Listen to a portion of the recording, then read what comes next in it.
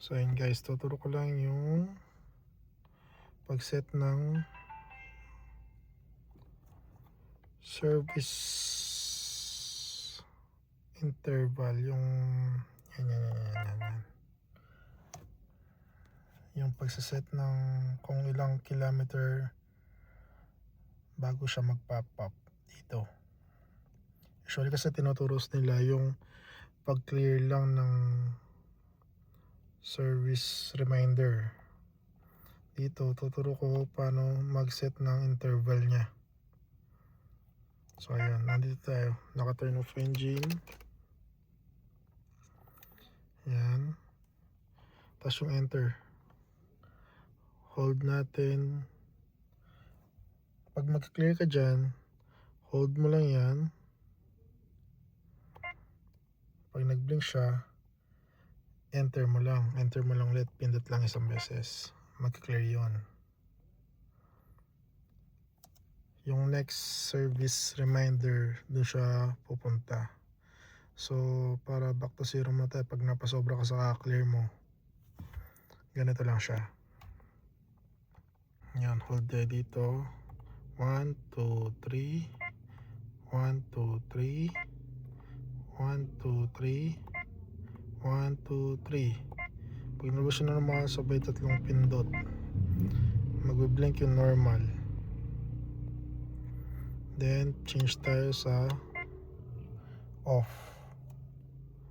pindot, hindi gagalaw yung mga yan, naglo-load siya. After niya mag-load, pindot ulit ng enter, mag-clear yan. Hold, pindot, mag-clear siya, back to zero siya. Ngayon barang back to zero siya, pag mag-set ka ng interval, gawin mo lang ulit, enter, 1, 2, 3, 1, 2, 3, 1, 2, 3, 1, 2, 3, pindot, tatlo.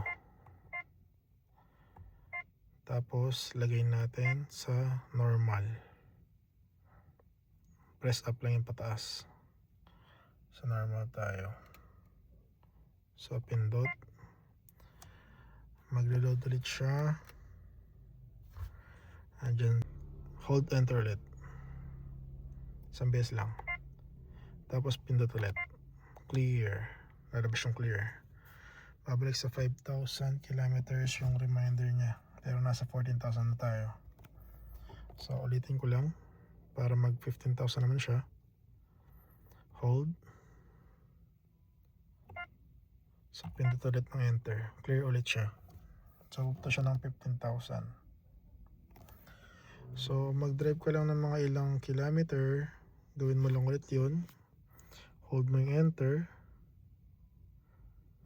pag nag-blink siya, pindot ng enter isang beses, mag-clear ulit yun.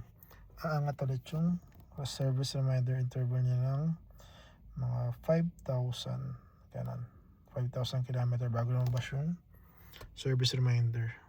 So yun, good to go na yun.